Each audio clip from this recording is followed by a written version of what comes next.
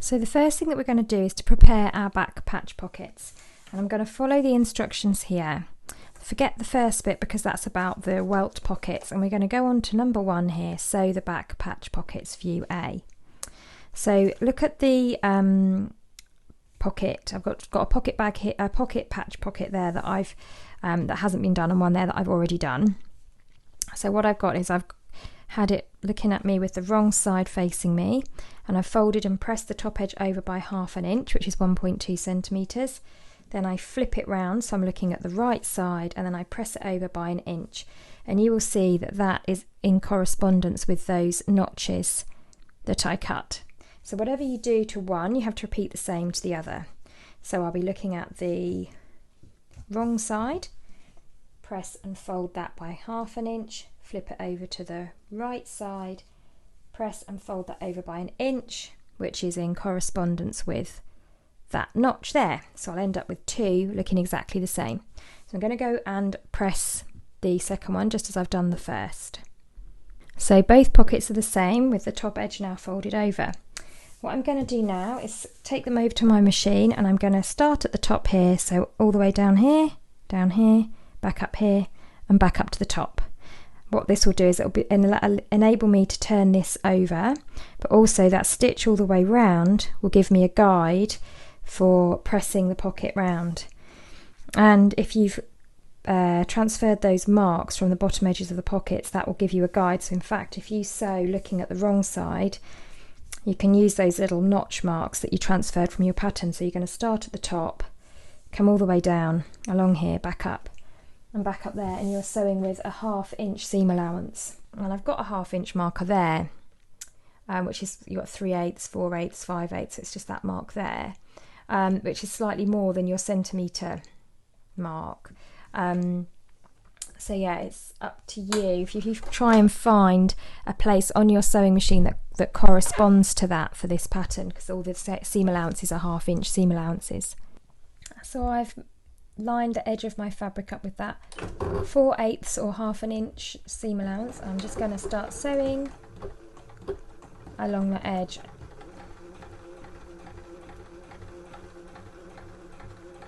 And I'm going to continue all the way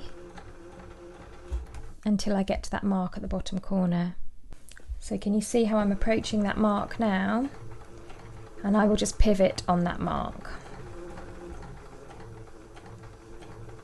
And it does help to follow these guides, because then you will end up doing exactly the same on your left hand side pocket as on your right hand side pocket, and it's just nice to have that consistency, so both your pockets are the same. The more that you can try to follow that, the better.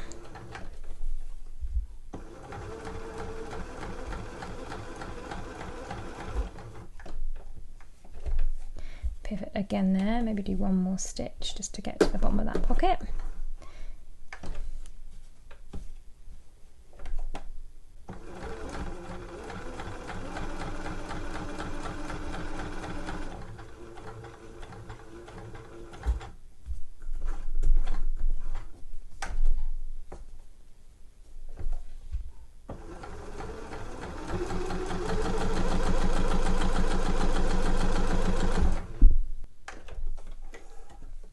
Come all the way back up to the top.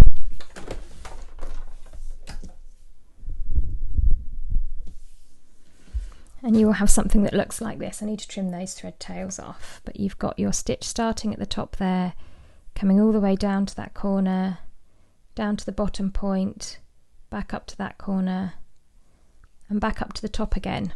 And repeat that process for both of them. And what that's going to allow you to do is, you've got this kind of little tucked in bit here. If I show you that side, it's going to allow you to just turn through, so you get a nice neat top edge to that pocket there, and your seam allowance on the edge of your pocket is then getting pressed in, and you can use that stitch that you did as a pressing guide. So you're going to repeat that same process, stitching around the edge of your other pocket, and then we turn this through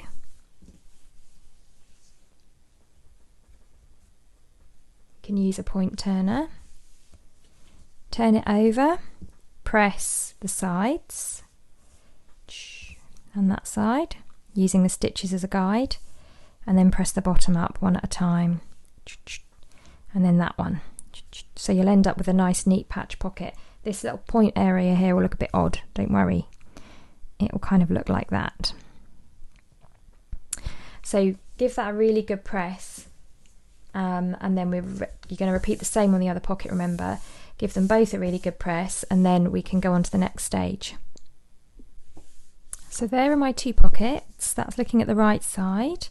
If you look at the wrong side, you can see you've got your fold there that's now been turned over, and then I've used my stitch as a guide to press up the sides and the bottom. I've done the same on both of them, and then you just want to check that they both look the same, because then we're going to attach them to the back of your trousers. And before we do that, we just want to secure the fold over there. So we're going to do a nice line of top stitching along that edge. Now the next instruction is to stitch this fold down along its edge. I can see that if I sew a line with this fold here lining up with my 2 centimetre mark, my 20mm mark, that stitch line is going to secure it. So I'm actually going to turn my pocket so I'm looking at it right sides, pop that under there so that my folded edge is lining up with the 2 centimetre line, and I'm going to do it that way. Your stitches on the right side, on the needle side, are always going to be a slightly bit neater than the stitches on the bobbin side. So whenever top stitching, it's nice to sort of just measure it out and then flip it to the right side and do it this way where possible. And I am going to increase my stitch length to 3 because that's a nice stitch length for top stitching. A little back stitch to begin, and then off I go. So I'm just keeping my eye on that fold, that it's lining up with that 2 centimetre mark.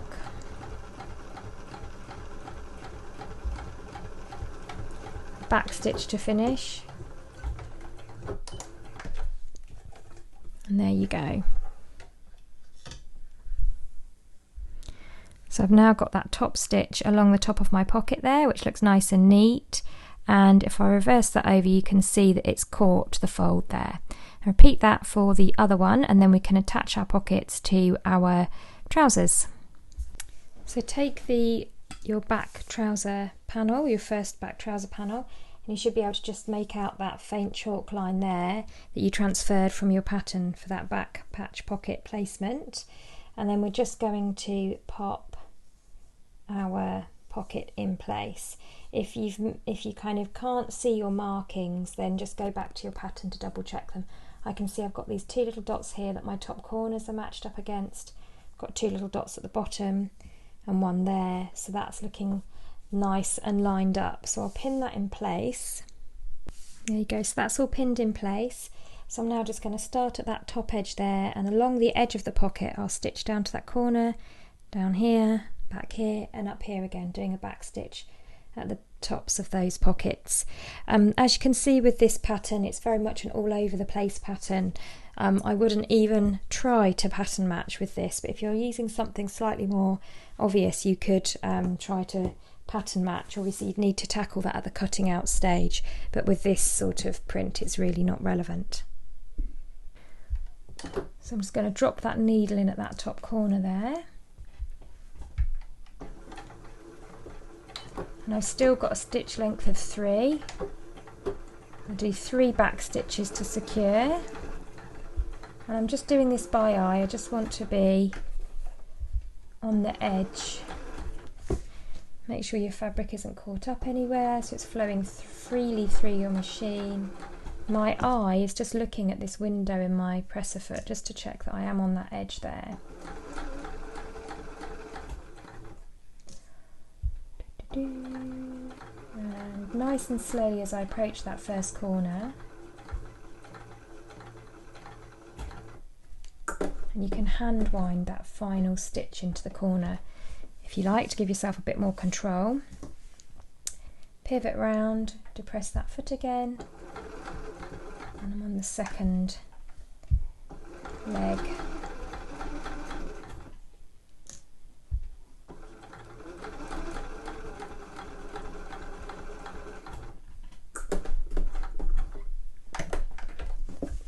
and so on up until I get back to that top edge of that pocket again, and at that point I will do those back stitches to secure.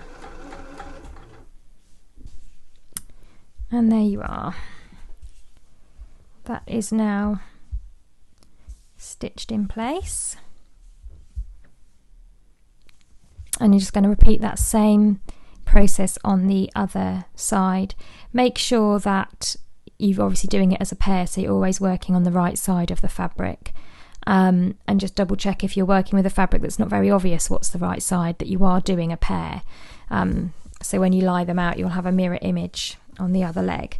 And just looking at this pocket here as well, something else which you might want to consider if you're using a plain fabric, maybe you could do some fancy stitching if you're kind of that way inclined and a bit more confident sewer. You could sort of twin needle this pocket. You could do a little triangular stitch or a bar tack at the top edge. I'm keeping mine fairly simple with this print, but if you're using a plain fabric, you can go for your life and have a little pocket design. It's really up to you. So now we're going to move on to the front pocket. So if you get your two front pocket pieces, look at the wrong side, you should have a pair, and then you're going to get your interfacing strips, and with the gluey side facing down, the rough gluey side facing down onto the back of the fabric, just trim them to fit that slanted edge. And we just want to stabilise that edge of the pocket, so we're just going to press that fusing, that interfacing onto that diagonal edge on that pocket, and that will stop it from stretching with use. So that's step number one. So once you've ironed that interfacing on, set them just to a side, and we're going to take our pocket facings, which look like this kind of longer piece, and just want to overlock or zigzag stitch the longer of the two edges to neaten it. I'm going to overlock with a 3-thread overlocker, but you can zigzag on your machine or just do something to stop this from fraying. So for the next step, we'll turn our pockets over to looking at the right sides. There's our nice pair of pockets there. Oops. And then we're just going to get our overlocked pocket facing pieces and put those right sides together, lining them up with the pockets. And you've got a little notch there to help you as well. And once you've got those lined up, we're just going to pin them together along that edge.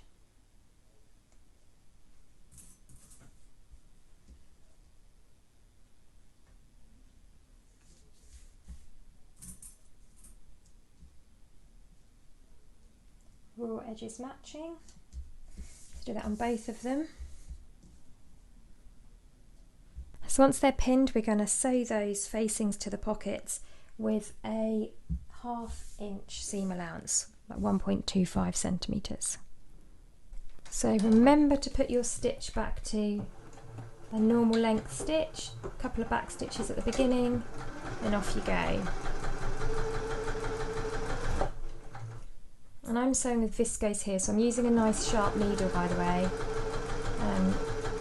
Viscose doesn't like heavy or blunt needles. You can use a Microtex or a Sharps needle or a new universal needle. Anything else and it might just ladder a little bit. But just take your time and test your stitches on a swatch first is always a good idea as well. All the way to the end with a back stitch at the end.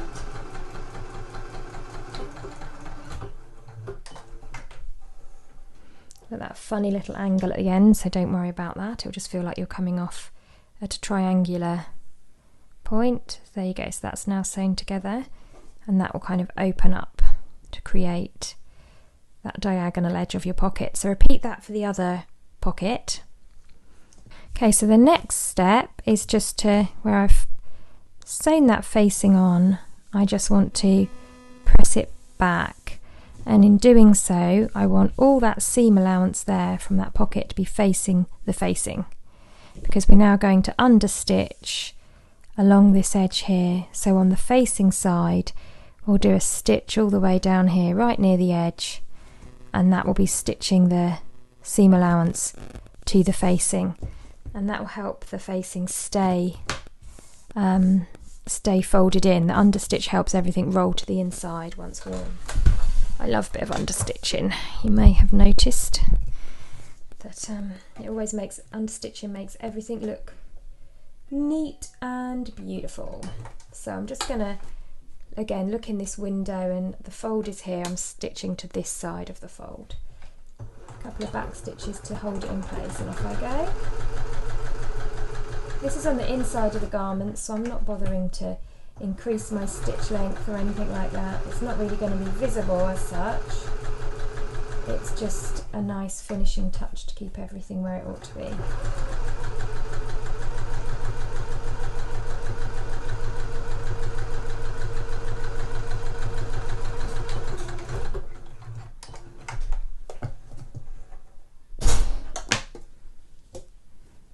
There you go. So I can now fold that to the inside, and that will be my edge of my pocket. So repeat that on the other pocket, and that's how your two pockets should look now, with the facing, and then you've got your understitching going along the edge there. So I'm going to fold that back,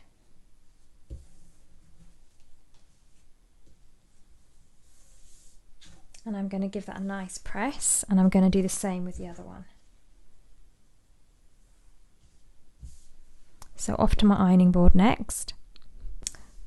So with the facing pressed back, we'll just do a few lines of stitching, or a few stitches I should say, just to hold that facing back. So I just want to do some stitches along that top edge there within the seam allowance, just a little bit in from the edge, and some stitches there just to hold that facing back. Then what we're going to do is 2 centimeters in from the edge. We're just going to top stitch along there just for a nice feature, and also to keep the facing from coming out.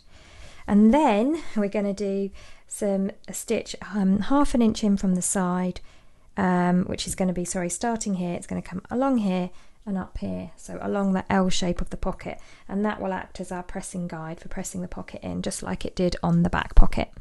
So first of all, stitching here and here to hold these in place, then a top stitch along here, and then a baste along here and then here as to act as a pressing guide.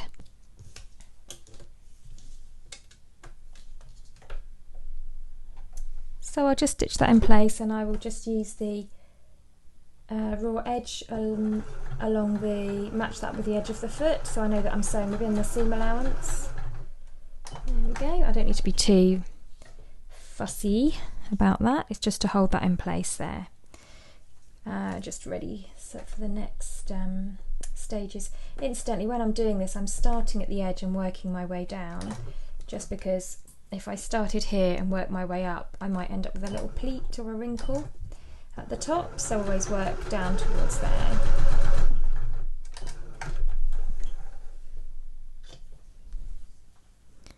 Yep, so I've sewn from the folded edge down to there, so if there was any travelling of fabric it would just disperse, whereas if I started there and went up, you might get a little wrinkle at the top. Just a little thing, but sometimes these little things make all the difference.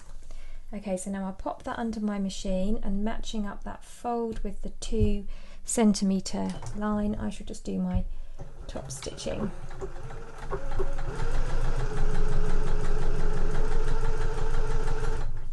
And I'm going to repeat that on both pockets. There you go. So one last thing before I move on to the next pocket, and that is just to do my guide stitch for pressing the pocket turning in. I'll do that at ½ inch. I'm going to keep with that 3 centimeter length, and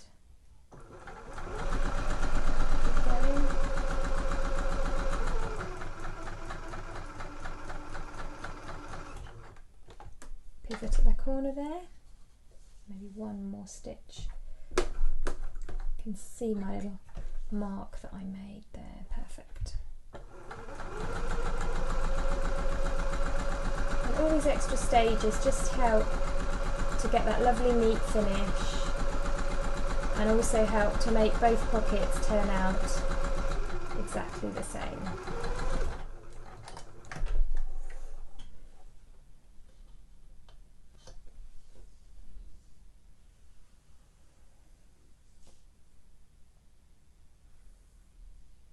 There you go. So both those pockets are now prepped. They're folded over there. So where the stitch was, I've pressed over. So it's roughly 1/2 inch. And then at the corner, if you press in the corner first before pressing in the sides, you'll get a nice, sharp, neat turning. So just check that both of those are looking the same, and then we're going to attach them to the front leg of the trouser. So you should see your faint chalk line for the positioning of the pocket, and then take the corresponding pocket and place that on top, and just line that up with those chalk lines and those notches. So there should just be a notch there at the top where that top of that pocket is, and then another notch at the side. So you're just going to lay that on top like so, and then we're going to pop a few pins in and then stitch it to the leg. And you're going to do the same with the other side.